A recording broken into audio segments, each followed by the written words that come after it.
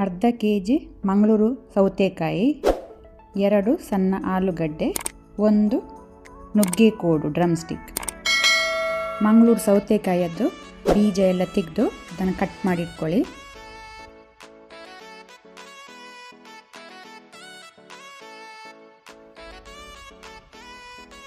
PAN ಬಿಸಿಯಾದ ನಂತರ 1.5 table spoon ಕೊತ್ತಂಬರಿ ಬೀಜ ಕೊರಿಯಾಂಡರ್ ಸೀಡ್ಸ್, ಅರ್ಧ ಟೀ ಸ್ಪೂನ್ ಜೀರಿಗೆ, ಇದನ್ನು ನಾವು ರೋಸ್ಟ್ ಮಾಡುವ.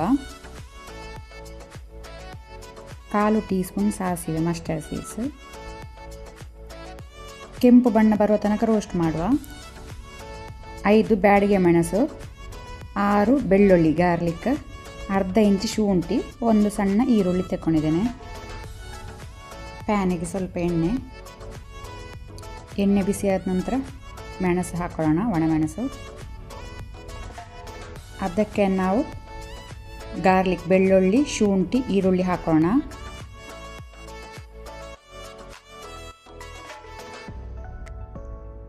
ಅದಕ್ಕೆ ನಾವು ಅರ್ಧ ಟೊಮೆಟೊ ಹಾಕಿ ಒಟ್ಟಿಗೆ ಎಲ್ಲವನ್ನು ನಾವು ಹುರಿಯುವ, ಫ್ರೈ ಮಾಡ್ಕೊಳ್ಳುವ.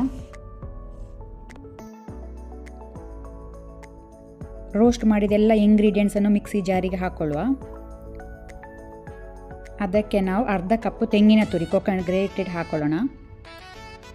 1/4 ಟೀ ಸ್ಪೂನ್ ಅರಶಿನ ಹಾಕಿ ಸ್ವಲ್ಪ ನೀರು ಹಾಕಿ ನುಣ್ಣಕ್ಕೆ ರುಬ್ಕೊಳ್ಳುವ, ಗ್ರೈಂಡ್ ಮಾಡುವ. ಪಾತ್ರೆಗೆ ಸ್ವಲ್ಪ ಎಣ್ಣೆ ಹಾಕಿ ಅರ್ಧ ಈರುಳ್ಳಿ ಹಾಕಿ ಫ್ರೈ ಮಾಡ್ಕೊಳ್ಳೋಣ.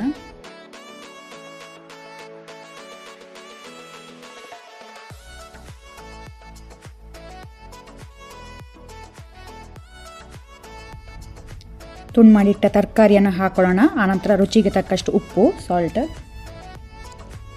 ಸ್ವಲ್ಪ ನೀರು ಹಾಕಿ ತರಕಾರಿಯನ್ನು ಬೇಯಲಿಕ್ಕೆ ಬಿಡುವ. ತರಕಾರಿ ಬೆಂದ ನಂತರ ರುಬ್ಬಿದ ಮಸಾಲವನ್ನು ಹಾಕೊಳ್ಳುವ. ಮಸಾಲ ಒಳ್ಳೆ ರೀತಿ ಕುದಿ ಬರಲಿ, ಬಾಯ್ಲ್ ಬರಲಿ.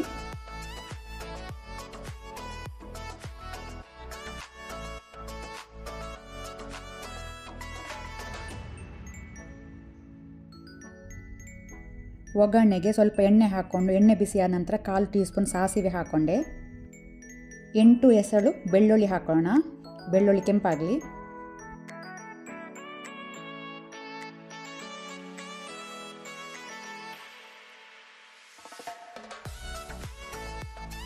ಫ್ಲೇಮ್ ಆಫ್ ಮಾಡಿ ನಾವು ರೆಡಿ ಮಾಡಿಟ್ಟಂತಹ ಒಗ್ಗರಣೆಯನ್ನು ಪದಾರ್ಥಕ್ಕೆ ಹಾಕೋಣ.